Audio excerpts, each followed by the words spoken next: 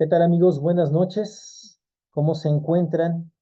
Nuevamente estamos aquí revisando el texto de Andrés Manuel López Obrador, gracias, del cual vamos apenas en el primer capítulo, de Tepetitán a la Ciudad de México. El día de hoy vamos a retomar nuestra lectura. Nos quedamos en la página 23 y bueno, sin más, vamos a darle continuidad.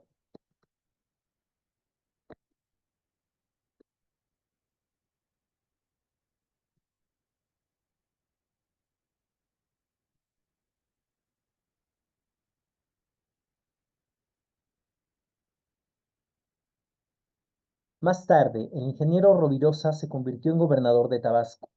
Al iniciar su gobierno en 1977, me recomendó como director del Centro Coordinador Indigenista Chontal, y lo más importante fue que nos apoyó y sobre todo nos dio absoluta libertad. Fui el segundo director del Centro Coordinador Indigenista Chontal, creado en 1973 contra la voluntad del gobernador de entonces, Mario Trujillo García, quien sostenía que en Tabasco no había indios. Esto me lo contó el antropólogo Salomón Namat Sitón, que aún vive aferrado a sus convicciones ejemplares de siempre. En este tiempo trabajaba en el Instituto Nacional Indigenista, INI, y le tocó entrevistarse con el gobernador para la creación de ese centro.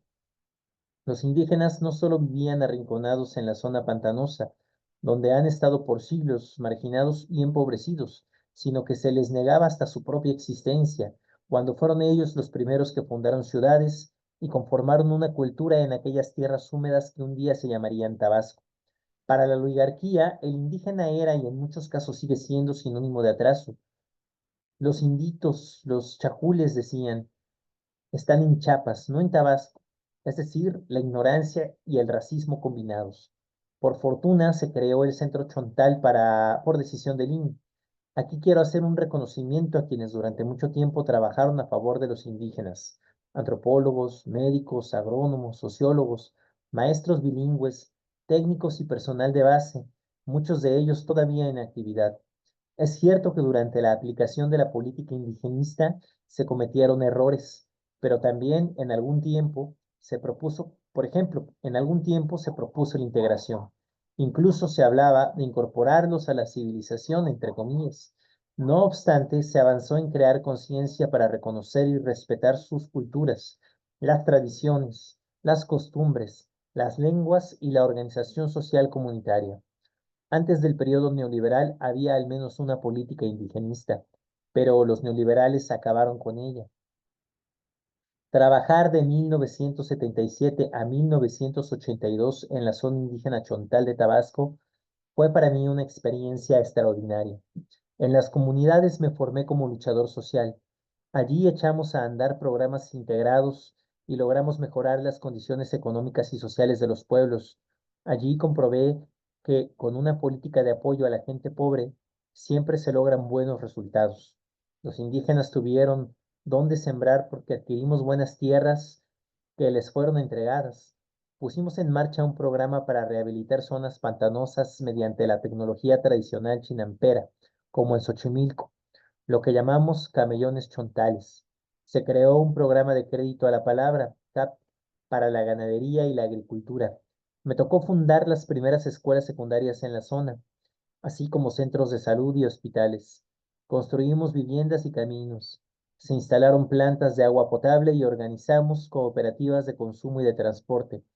Creamos una radiodifusora cultural bilingüe, CENAC, La Voz de los Chontales, que era la más escuchada. Después la silenciaron y por mucho tiempo permanecieron abandonadas las instalaciones. Posteriormente se abrió de nuevo la radio y ahora opera en todo el país el Instituto Nacional de Pueblos Indígenas, el INPI, que coordina los planes de justicia en beneficio de las diversas culturas originarias. El trabajo en la zona maya Chontal me permitió comprobar en la práctica que el cumplimiento de las responsabilidades sociales del Estado se traduce en una mejoría de las condiciones de vida de la gente. Un ejemplo, cuando llegué a la zona Chontal había muchísimo alcoholismo. Los indígenas de las comunidades acudían a embriagarse a las cantinas de Nacajuca, la cabecera municipal, en las que se vendía aguardiente de caña. Era común que pidieran 4 dedos de aguardiente, que bebían de un solo golpe, caminaban 200 o 300 metros, caían inconscientes y pasaban horas tirados a las orillas de los caminos. Eran escenas muy tristes y preocupantes. Cuando empezamos a trabajar, disminuyó ese alcoholismo. Fue una buena lección. Aprendí que la actividad, el trabajo, la esperanza, la dignidad y el orgullo cultural provocan un cambio en realidades de postración o sometimiento. Fue definitorio trabajar 6 años en las comunidades indígenas. Fue un proceso de enseñanza-aprendizaje. Di algo, muy poco más que nada de mi corazón. Ellas me dieron y me enseñaron muchísimo. Solo por mencionar algo, ahí aprendí que las decisiones en las comunidades se toman de forma colectiva, algo parecido al proceso que ahora llaman consenso. Las asambleas comunitarias comenzaban con una exposición que hacíamos sobre el asunto a tratar. Cuando terminábamos de explicar, ellos deliberaban. Solo se oía un murmullo en lengua chontal. Inmediatamente después se hacía un profundo silencio hasta que alguien levantaba la mano para dar a conocer la decisión de todos. Para entonces ya se había logrado el consenso. Había un acuerdo y eso era lo que en voz de alguien ellos consideraban que podía aceptarse o no. Ahí comprendí que había que esperar y tener paciencia, porque las decisiones no se toman como es usual fuera del mundo indígena. También aprendí mucho sobre la solidaridad verdadera y la ayuda mutua. Por ejemplo, la siembra o la construcción de una casa implica la participación de todos. Como ellos dicen, se dan la mano cuando alguien necesita ayuda. Sin duda, la mayor enseñanza que recibí fue conocer el lado humano de las comunidades. Me tocó ver cómo un indígena de Ojiacaque se cortó el pie de un hachazo y cómo en ese pueblo aún no había un centro de salud ni existía un camino. Tuvieron que llevarlo en hamaca hasta Nacajuca. Me impresionó ver cómo empezó a llegar la gente humilde a verlo y a darle 20 centavos, un peso, lo que tenían, porque sabían que iba a necesitarlo para la curación. Vivir de cerca esa fraternidad, esa solidaridad me hizo más humano.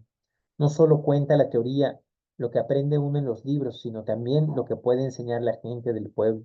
Mi trabajo en las comunidades indígenas, viviendo entre los pobres, conociendo de cerca esa realidad, explica en buena medida lo que soy.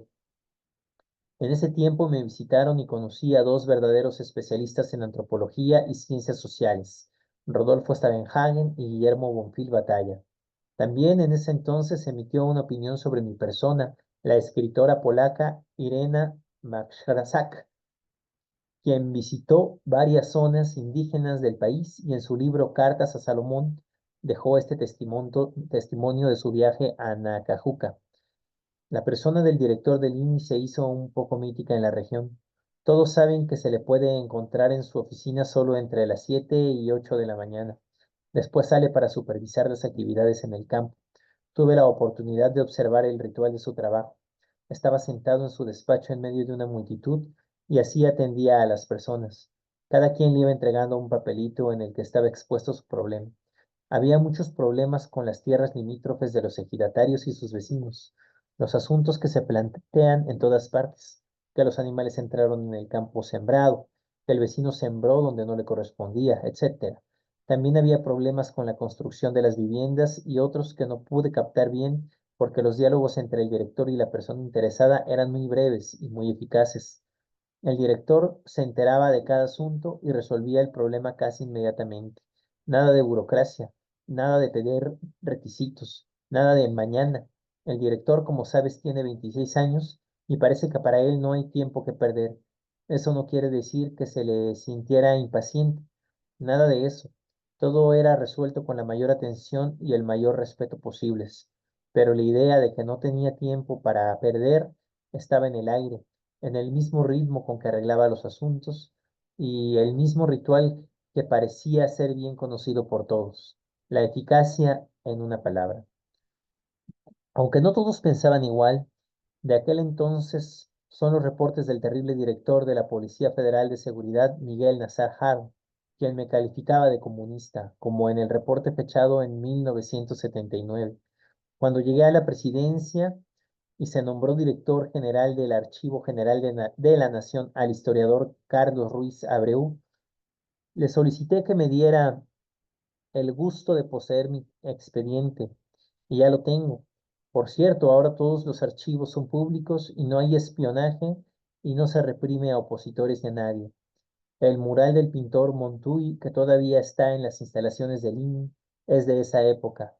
Estaba arrumbado en una bodega del gobierno del estado y se colocó con una leyenda que no aplica en la actualidad del todo, porque los animales, como está demostrado, se hayan dotados de emociones como los humanos. Una vez hecha esta advertencia, transcribo lo que dice el texto. Quien tenga como aspiración ser un animal puede naturalmente dar la espalda a los dolores de la humanidad y trabajar en su propio provecho. En 1982, al final de mi trabajo en el INI, se resolvió la candidatura al gobierno de Tabasco. Dejaba el cargo el ingeniero Leandro Rovirosa y el candidato del Partido Revolucionario Institucional a sucederlo era Enrique González Pedrero. Desde antes de esa postulación, los que habíamos trabajado en el INI teníamos interés en que él fuera el candidato y gobernador de Tabasco. González Pedrero, que en paz descanse, era un hombre inteligente.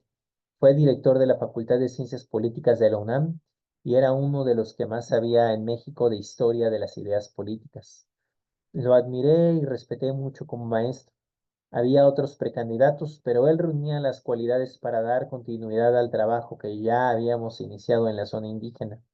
Reflexionábamos que si con Leandro Rovirosa, que era ingeniero civil, se había avanzado, con González Pedrero iba a ser aún mejor.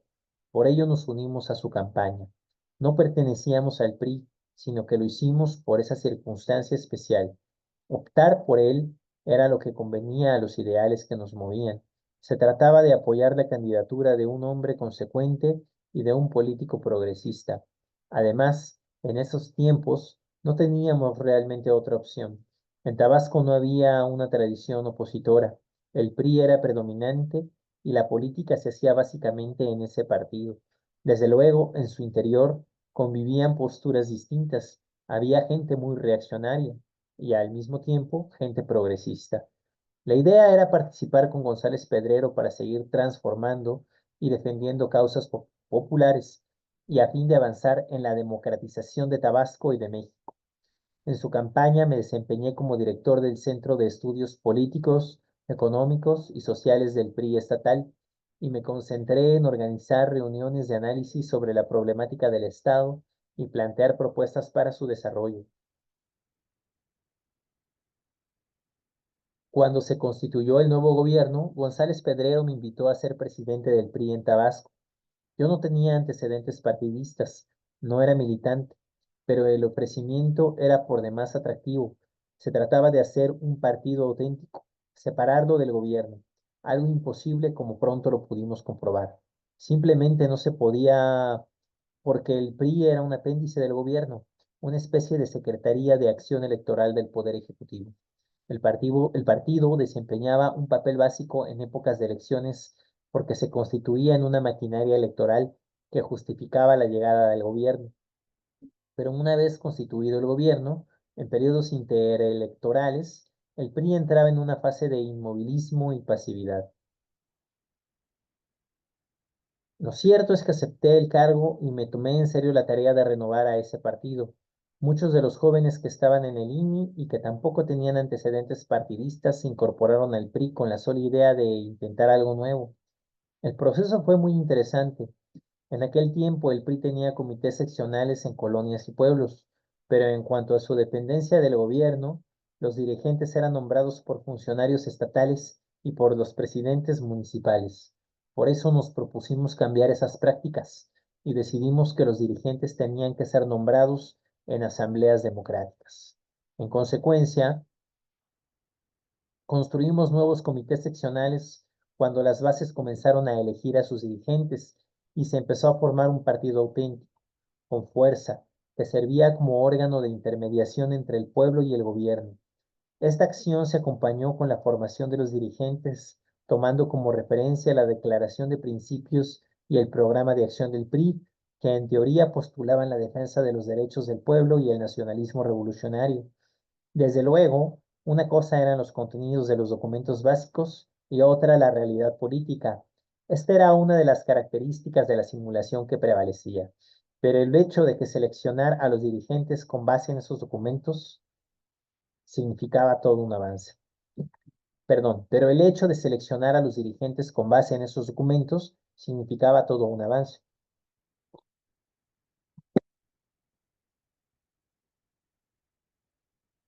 La formación de dirigentes seccionales y sus tareas a favor de la organización de la gente, la gestión, el seguimiento del ejercicio del presupuesto de los gobiernos municipales generaron conflictos y apareció la lucha de intereses. Los alcaldes se sintieron vigilados porque el PRI se había convertido en un contrapeso del gobierno, en una organización que defendía a la gente y que vigilaba el buen uso de los recursos públicos. En poco tiempo comenzaron las intrigas hasta que nos aislaron por completo. El ensayo duró 7 meses. Había entrado a la presidencia del PRI en febrero de 1983 y para septiembre se había desatado la crisis. El gobernador me convocó a una reunión con los presidentes municipales. Su propósito, dijo, era escuchar los puntos de vista de ellos y el mío. En estas circunstancias, un lunes por la mañana, González Pedrero me llamó a su despacho para informarme que había tomado la decisión de que yo dejara la presidencia del PRI. Me propuso el puesto de oficial mayor del gobierno del estado. Mi respuesta fue el silencio. No contesté, no hablé, me quedé callado. Sin embargo, él llamó al secretario de gobierno, José Eduardo Beltrán, para que de inmediato me diera posesión del nuevo cargo. Momentos después, se verificó una junta con los directores de esa dependencia en la que se anunció mi nombramiento. Cuando me tocó hablar, pregunté, ¿quién sabe más de esto? Nadie quería contestarme, de modo que insistí. ¿Quién de ustedes sabe más de administración para que se haga cargo de la oficina mientras vuelvo? Alguien mencionó al contador Guillermo Priego de Witt, el director administrativo, de modo que a él le dije, mire, siéntese aquí, atienda todo, voy a regresar, ya regreso. Claro que nunca regresé. Pasé a buscar a mi esposa Rocío, a su trabajo en la Secretaría de Agricultura y Recursos Hidráulicos, y en el camino a la casa hablamos de lo sucedido. Ahí estaba al tanto del proceso. Tenía una idea y ya veníamos venir el desenlace. Por eso cuando le consulté mi propósito de renunciar, estuvo de acuerdo, aun cuando esto implicara dejar Tabasco. Ella nunca había vivido en el Distrito Federal. Estas decisiones siempre están relacionadas con la familia. El político toma decisiones, pero de una u otra manera resulta crucial el apoyo de lo más cercano, de lo más íntimo. Por fortuna, yo siempre conté con el apoyo de mis padres, desde luego con el de Rocío y en los últimos tiempos con el de mis hijos y el de Beatriz. En la tarde de aquel día escribí la renuncia dirigida a Enrique González Pedrero, que en forma escueta, palabras más, palabras menos, decía, ciudadano o gobernador, desde siempre he dedicado mi trabajo a servir a las mayorías. Hoy usted me brinda la oportunidad de ocupar el honroso cargo de oficial mayor de gobierno, que siento me aleja de ese propósito fundamental. En consecuencia, le estoy presentando mi renuncia con carácter de irrevocable. A la mañana del día siguiente la entregué y la hice pública. Esta es una de las decisiones más importantes que he tomado en mi vida. Haberme quedado como oficial mayor habría significado tomar un camino opuesto al que seguí. Tuve que escoger entre mis convicciones y la situación personal, la comodidad, la seguridad del trabajo, la posibilidad del ascenso y el desarrollo de una carrera política convencional. Fue una ruptura, pero actué de manera consecuente y con el tiempo sé que la decisión fue acertada. Dicho sea de paso, mucha gente que no me conoce piensa que como estuve en el PRI soy igual que los demás, pero no, tengo mi propia historia. No soy un político tradicional y aunque fui dirigente del PRI, busqué la democracia y fui consecuente. Por eso no tengo nada de que avergonzarme.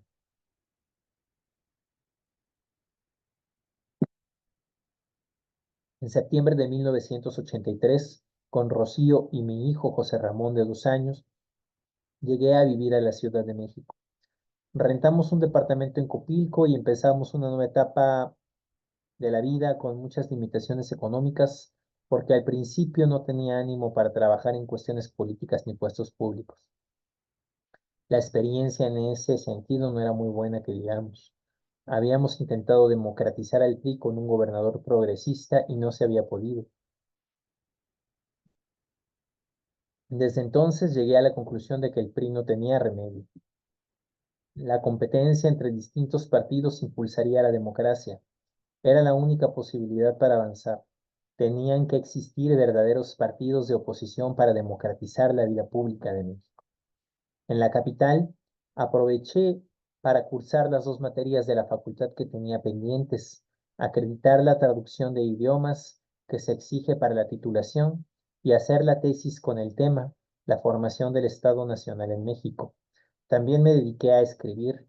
Terminé en ese tiempo Los primeros pasos, Tabasco, 1810 a 1867, un libro sobre la historia de Tabasco, y empecé otro con el título Del esplendor a la sombra, la República restaurada, Tabasco, 1867 a 1876, que concluí tiempo después. Nuestra situación económica se fue haciendo muy difícil y entonces Ignacio Ovalle Fernández, quien me conocía porque había sido director del INI, me recomendó con Clara Hussitman, quien acababa de tomar posición como directora del Instituto Nacional del Consumidor, el INCO. Ella me ofreció ser director de organización social y promoción de ese instituto. Allí trabajé de 1984 a julio de 1988. Me ocupaba de organizar a consumidores para la compra en común de productos básicos con el propósito de que obtuvieran ahorros. Además, era el encargado del departamento que hacía investigaciones y daba a conocer los precios de mercancías y otros bienes. En ese entonces, el INCO tenía una central telefónica cuyo número se hizo muy famoso, el 568-8722. Todavía mucha gente lo recuerda. En aquellos años, cualquiera podía llamar para informarse sobre precios y calidad de productos. Si alguien quería comprar, por ejemplo, un electrodoméstico, en ese teléfono recibía información acerca de lo que valía ese producto en las diferentes tiendas, así como las marcas, la garantía y la calidad. Ahora también se puede llamar al mismo número, solo que marcando antes el 55. Ricardo Sheffield, Procurador Federal del Consumidor, hasta hace poco daba a conocer todos los lunes en la conferencia mañanera el quién es quién de los precios de alimentos y combustibles. En ese trabajo me tocó vivir el terremoto de 1985. El INCO fue de las pocas instituciones que participó informando a través del teléfono y ayudando a la gente en esos momentos asiagos. Además de muchos muertos, había gente herida o desaparecida. Nosotros brindamos toda la información que tuvimos a la mano para localizar a personas en hospitales y albergues. También organizamos brigadas de rescate. Fui testigo de cómo ante el inmovilismo, la indecisión y la incapacidad de la mayor parte de las autoridades, la gente tomó la iniciativa. Salió a la calle, se organizó e hizo labores de rescate con verdadera solidaridad humana. Como siempre, lo han hecho los capitalinos en momentos tan dramáticos y dolorosos.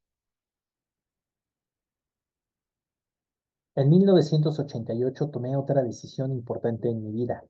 Acepté ser candidato del Frente Democrático Nacional, FDN, a la gobernatura de mi estado, a la gobernatura de mi estado. En el INCO ganaba un buen sueldo. Fue en esa época cuando empecé a vestir de traje, que por cierto, ni entonces ni ahora me acomoda. Siento que la corbata me aprieta y me estorba, aunque he tenido que aprender a utilizarla por formalidad y por respeto a la gente. En fin, cuando inició el movimiento democrático encabezado por el ingeniero Cuauhtémoc Cárdenas, decidí hacer a un lado mi situación personal y actuar también a partir de mis convicciones. En ese entonces, de nueva cuenta, me apoyaron Rocío y mis padres. En 1988 regresé a Tabasco como candidato a la gobernatura por el Frente Democrático Nacional, integrado por el Partido Mexicano Socialista, el Partido Auténtico de la Revolución Mexicana, el Frente Cardenista de Reconstrucción Nacional y el Partido Popular Socialista. Se trataba de abrir brecha, porque no había tradición opositora. Además, los cuatro partidos del frente tenían muy poca presencia y casi nada de organización. Implicaba comenzar una etapa nueva en circunstancias complejas. Tabasco era un estado muy corporativo, donde todo giraba alrededor del poder público y no había cultura democrática. Sabía que no ganaría la gobernatura, pero estaba convencido de la necesidad de iniciar un trabajo de organización ciudadana para el futuro. Era imprescindible crear un movimiento opositor. En ese entonces en mi estado no había ningún contrapeso. Los gobernadores eran amos y señores, y sin su consentimiento no se movía ni una hoja del árbol de la política. Además, Imperaban la corrupción y otros vicios que poco a poco han ido desapareciendo. Fue en uno de esos días cuando conocí al ingeniero Cárdenas, a quien le tenía mucha admiración y lo sigo respetando. También conocí a otros dirigentes como al ingeniero Eberto Castillo y Porfirio Muñoz Ledo. Inicié mi campaña en las comunidades indígenas de Nacajuca, donde ya me conocían y donde nuevamente me dieron su confianza. Ellos fueron los primeros en unirse al movimiento y desde entonces hemos ganado electoralmente en casi todos los pueblos indígenas de Tabasco. Como ya lo expresé, en un principio no pensé que podría ganar la gobernatura. Sin embargo, en el transcurso de la campaña, el movimiento se consolidó y adquirió de manera espontánea mucha simpatía, al grado de que cuando había visitado 10 de los 17 municipios de Tabasco, la sensación era de que podríamos triunfar. En esos días, Carlos Salinas, a quien habían nombrado presidente electo, me mandó decir con Ignacio Ovalle que le interesaba tener un acuerdo conmigo. Ovalle me contó que Salinas le había pedido una opinión sobre mi persona y que luego de dársela le advirtió que yo no iba a ganar y que mejor me convenciera de que renunciara a la candidatura. A cambio, me ofrecía un cargo en su gobierno. Obviamente, cuando Valle me hizo el planteamiento, le dije que no aceptaba. A partir de entonces, los operadores de Salinas, Roberto Madrazo, presidente del PRI en Tabasco, y Fernando del Villar, delegado del PRI nacional y luego director del Centro de Investigación y Seguridad Nacional CISEN, hicieron todo lo posible para cumplir la disposición de que no ganáramos. Entre muchas otras maniobras, no nos permitieron tener representantes en las casillas. Unos días antes de la elección, la Comisión Estatal Electoral aprobó de modo arbitrario un acuerdo según el cual para ser representante de casilla era necesario vivir en la sección electoral y para demostrarlo no bastaba con la credencial de elector, sino que se tenía que presentar una carta de residencia expedida por el presidente municipal correspondiente. Cabe decir que en ese tiempo todos los presidentes municipales eran del PRI y por supuesto nunca nos extendieron las cartas de residencia, de modo que no tuvimos representantes en las casillas electorales. Así era entonces. Un mes antes, el 5 de octubre de 1988, se había realizado en Chile un plebiscito nacional para determinar si Augusto Pinochet debía o no permanecer en el poder.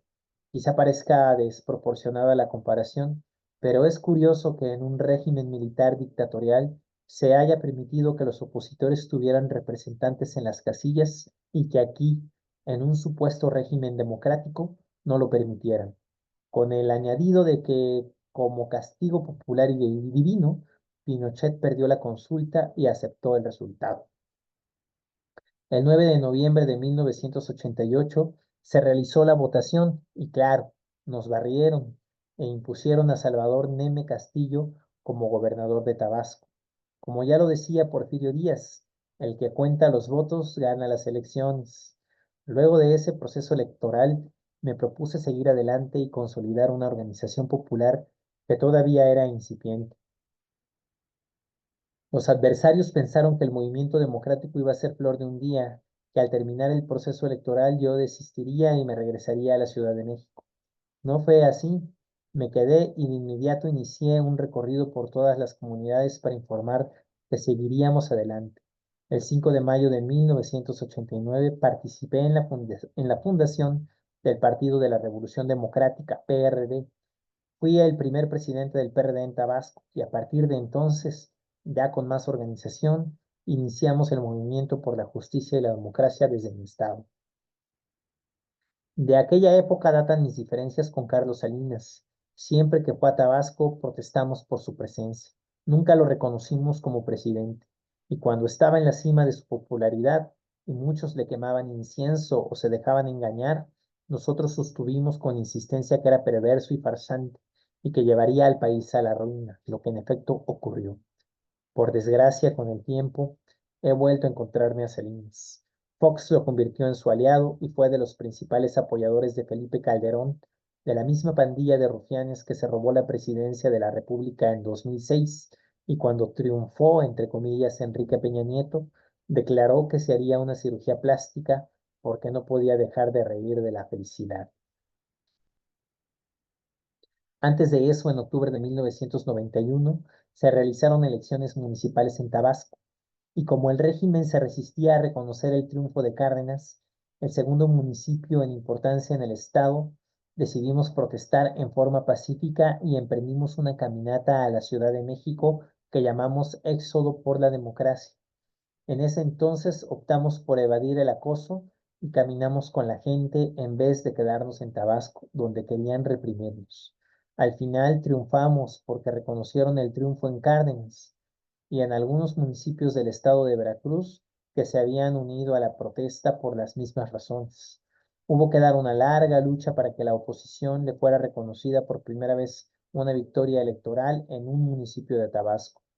No fue nada más caminar a lo largo de 1090 kilómetros de Villahermosa a la Ciudad de México durante 50 días ininterrumpidos, sino todo un proceso que implicó rechazar proposiciones indecorosas e intentos de cooptación, porque querían que desistiéramos de la marcha, que abandonáramos la lucha y que aceptáramos cualquier cosa a cambio.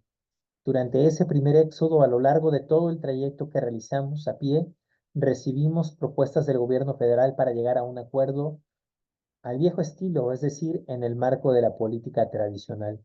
Al llegar a Coatzacoalcos, el entonces secretario de Gobernación de Salinas, Fernando Gutiérrez Barrios, nos ofreció cargos de regidores en el ayuntamiento de Cárdenas. Más adelante, por el rumbo de Catemaco, el planteamiento fue realizar nuevas elecciones. La respuesta siempre fue no, nosotros ganamos la elección y queremos que nos reconozcan el triunfo. No va a haber arreglo, amenazaban. Pues seguimos caminando, respondíamos. Ya por Jalapa, Veracruz, nos propusieron crear un consejo de gobierno para el municipio de Cárdenas. Ustedes designen a una persona y el PRI a dos, o sea, un consejo con mayoría del PRI. No aceptamos y seguimos caminando. El 24 de diciembre, mientras me encontraba en Perote, Veracruz, me llamó Gutiérrez Barrios para ofrecer dos concejales en lugar de uno, con la condición de que ninguno de ellos fuera el doctor Carlos Alberto Wilson, nuestro candidato ganador. Pues no. Recuerdo que de manera muy respetuosa y formal, Fernando Gutiérrez Barrios me dijo por teléfono: el licenciado Salinas quiere que ustedes pasen la Navidad en sus casas. Dígale al licenciado Salinas, le respondí, que no aceptamos, que no se preocupe por nosotros.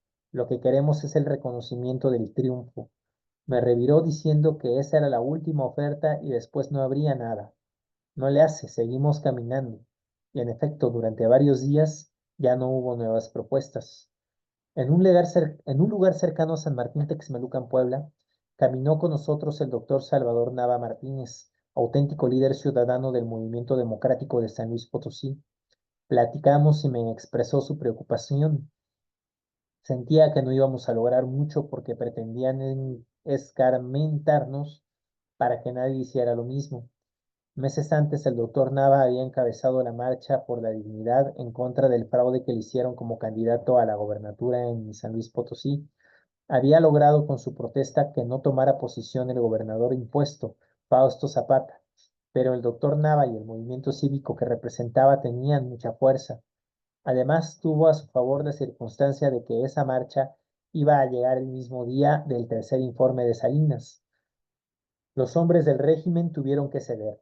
En contraparte, él argumentaba que nosotros llegaríamos a finales del año, cuando no había gente en el Distrito Federal y no se registraba en apariencia ninguna fecha o acontecimiento importante por esos días.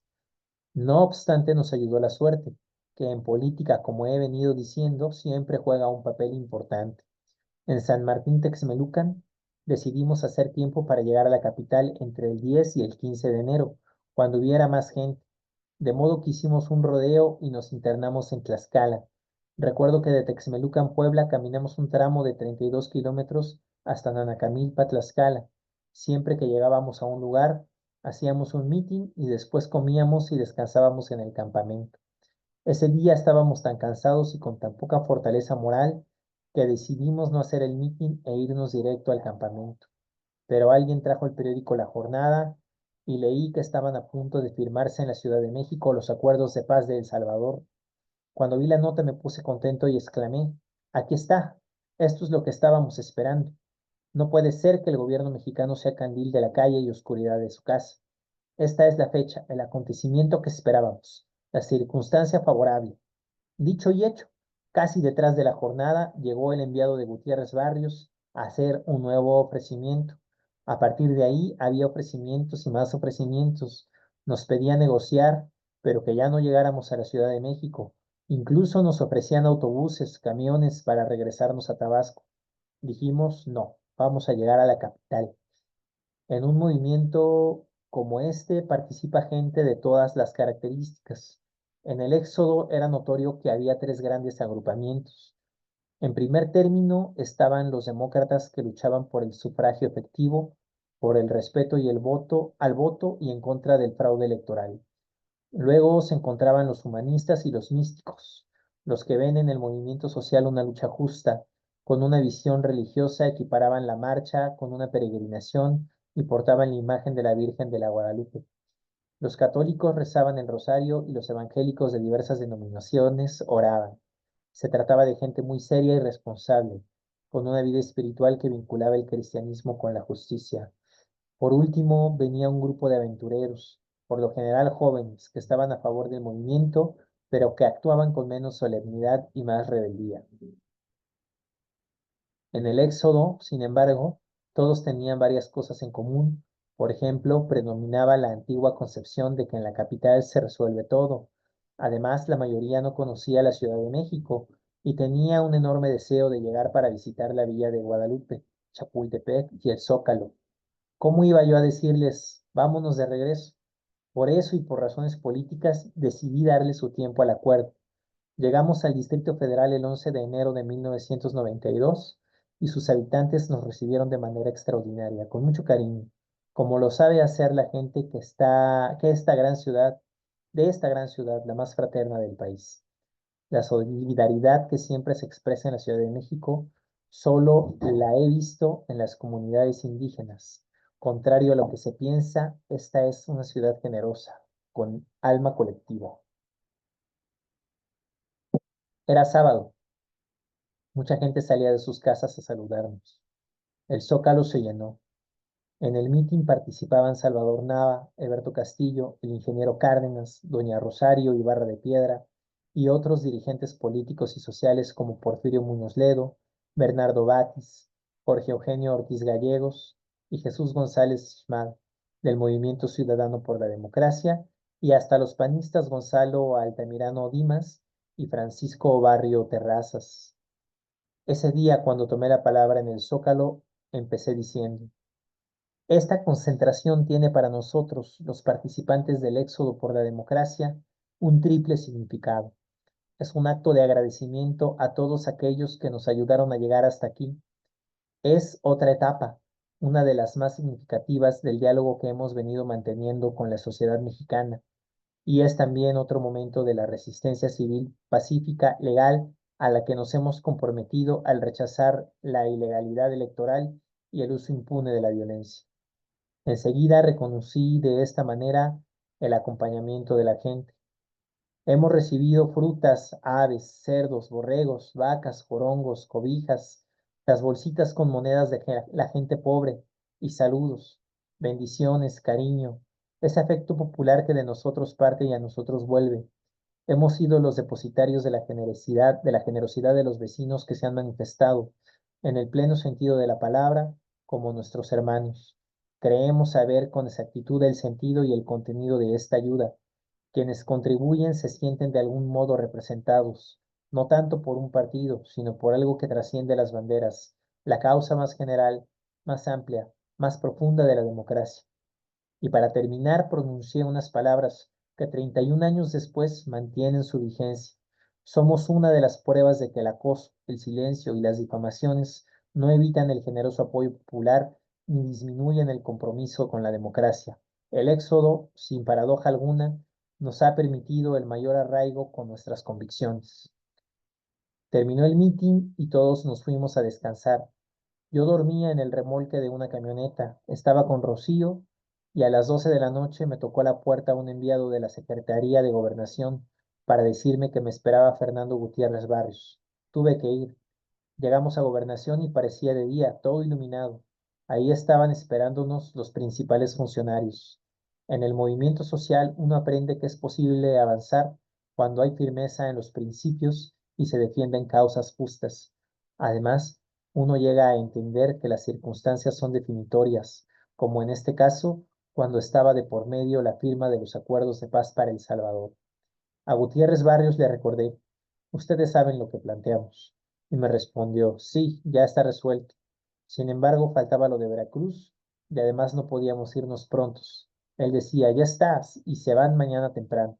Expliqué, no se puede porque tengo que sacar un acuerdo con la gente. Se tienen que ir, se tienen que ir mañana, me contestó.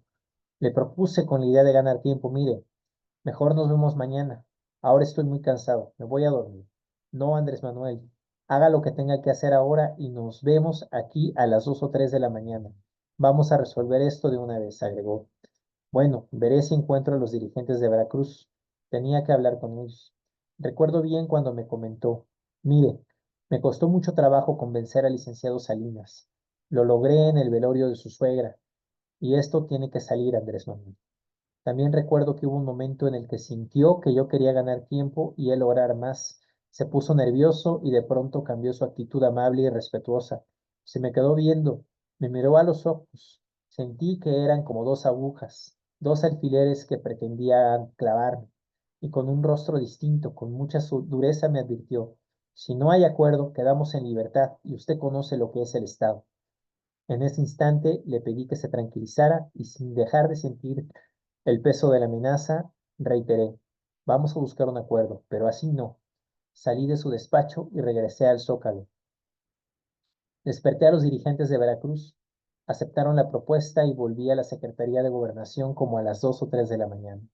Al regresar al despacho de Gutiérrez Barrios, un ayudante suyo, capitán del ejército, ya afinado y prefiero no recordar su nombre, me empujó. Supongo que era un truco muy ensayado que tenían que apretar o ablandar a la gente. Lo insulté, se fue y al voltear ya tenía a Gutiérrez Barrios enfrente. ¿Qué vamos a resolver? Le dije. Traigo una propuesta. Si ustedes aceptan, se pondrá a consideración de la gente en una asamblea mañana a las 4 de la tarde. No, se tienen que ir en la mañana. No, en la mañana no, en definitiva no. ¿Por qué? Preguntó. Entre otras razones, porque la gente quiere ir a una misa que va a oficiar Sergio Méndez Salceo en la Basílica de Guadalupe. Se me quedó viendo y sorprendido expresó, oiga, pero usted es liberal. Sí, soy liberal, pero también soy respetuoso de los sentimientos y de la religiosidad de la gente. De modo que, si hay acuerdo, es después de la misa. Al día siguiente, luego de la ceremonia religiosa, parece que fue la última oficiada por don Sergio, pues murió poco después, el 5 de febrero de 1992. Se llevó a cabo la asamblea en el Zócalo e informé, hice la propuesta, la gente votó y se aceptó el acuerdo. Regresamos con el triunfo a Tabasco. Hubo fiesta en Cárdenas y en algunos municipios de Veracruz. Con estos acuerdos se respetó el triunfo de Arturo Ervis Reyes, candidato del PRD por el municipio de Ángel R. Cavada, en la región de los Tuxtlas, Veracruz. Más tarde, en 2006, en nuestro movimiento ganó la elección al Senado junto con Dante Delgado, que en esos años del éxodo era gobernador interino de Veracruz por el PRI. Cuando estábamos en el plantón en agosto de 2006, Hervis llegó a mi casa de campaña en el Zócalo y recordamos aquellos tiempos. Le dije, mira lo que son las cosas. Hace 15 años aquí estábamos y hoy aquí seguimos luchando por lo mismo. En 1994 participé de nuevo como candidato a la gobernatura de Tabasco y nos echaron la planadora encima. El distintivo de esta contienda fue la utilización excesiva del dinero, como pudimos demostrarlo por parte del candidato del PRI, Roberto Madrazo, quien se gastó en la campaña 70 millones de dólares. Fue poco novedoso porque lo común en las elecciones de nuestro país es que los candidatos del PRI y del PAN ganen con el dinero que utilizan para comprar lealtades, conciencias, votos y publicidad. En todas las elecciones en las que participamos hemos padecido de una total desproporción en el manejo de recursos. En esa ocasión yo no tenía prácticamente nada, solo contábamos con un carro y un aparato de sonido para ir a visitar los pueblos. Carecíamos de dinero para propaganda, y aunque no hubiera sido así, para nosotros estaban cerrados todos los medios de comunicación. Ni pagando podríamos contratar mensajes en radio o televisión. Lo extraordinario, como decía, fue que después de la elección, unos vecinos de la colonia industrial de Villahermosa se enteraron de que en una casa cercana el PRI había guardado unas cajas con documentos. Así como en la política son fundamentales los principios, la experiencia, la perseverancia y la suerte, es indispensable también el apoyo y la participación de la gente. Para entonces ya caminábamos de nuevo a la Ciudad de México en un segundo éxodo por la democracia. Algunos de esos vecinos me alcanzaron en Puebla para decirme que en dicha casa había supuestamente boletas utilizadas para el fraude electoral. Se pusieron de acuerdo y se comprometieron a entregar las cajas. No sé cómo lo hicieron, el caso es que abrieron la casa y allí encontraron 45 cajas que contenían toda la documentación de campaña del PRI. Ellos no sabían realmente qué contenían las cajas. Me avisaron por teléfono, ya tenemos los papeles. Todo ello en clave, porque esa es otra. Uno aprende que nada se puede decir por teléfono, ni entonces ni tampoco ahora. Nuestro gobierno se dedica a la inteligencia y no al espionaje, pero nuestros adversarios, internos como externos, siguen orejeando como halconcitos o golondrinas en el alambre, como sucedió con el hackeo reciente de las famosas Guacamaya Leaks. Les respondí que me los mandaran. Sí, pero ¿cómo? Les dije que con alguna persona, porque suponía que no serían unas cuantas carpetas. No, es que son un chingo de cajas, es mucho. El caso es que las transportaron en una camioneta de 3 toneladas hasta el Zócalo, casi al mismo tiempo que llegaba nuestra marcha. Fue una gran sorpresa ver junto con otros compañeros el tesoro de información que nos llegó, cómo el responsable de las finanzas del PRI era un contador. Perdón, como el responsable de las finanzas del PRI era un contador, todo estaba ordenado de manera minuciosa. Facturas, copias de cheques, escritos, autorizaciones, órdenes de pago y pólizas, así como las pruebas de los que intervinieron en el manejo del dinero y las evidencias de la participación del banquero Carlos Cabal Peniche. Yo sostengo que los 70 millones de dólares salieron de las arcas del gobierno de Tabasco, cuyo gobernador Manuel Gurria Ordóñez era incondicional de madrazo. Además, así se acostumbraba. Con el presupuesto público se financiaban las campañas del PRI, posteriormente también las del PAN. Era mucho dinero. En ese tiempo el gobierno de Tabasco había contraído una deuda pública por una cantidad similar. Hay un paralelismo en cuanto al excesivo gasto de campaña y el monto de esa deuda. Además, había aportaciones de Cabal Peniche, dueño del entonces Banco Unión, y quien por cierto también había dado dinero al PRI nacional para financiar la campaña de Cedillo.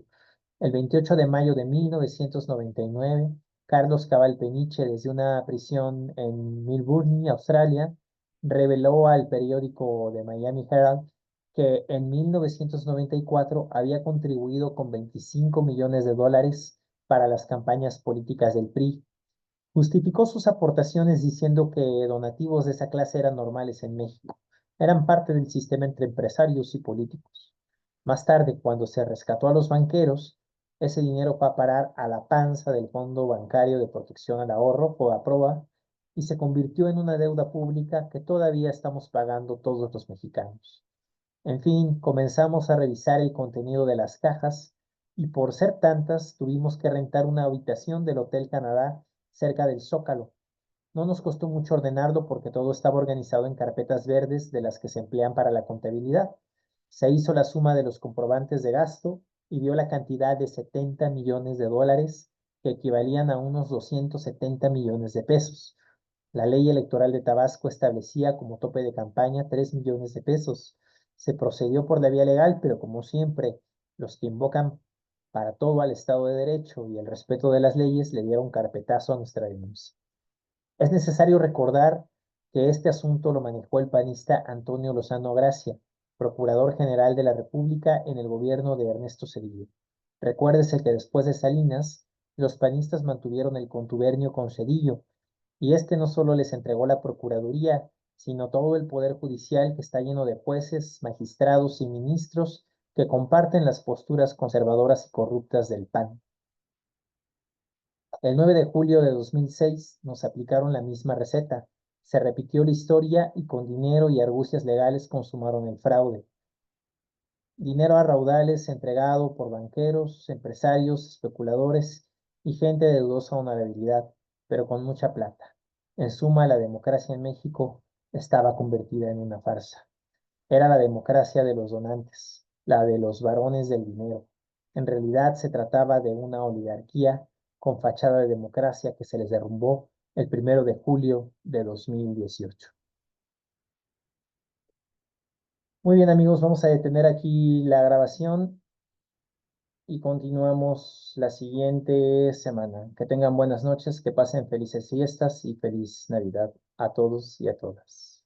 Hasta pronto.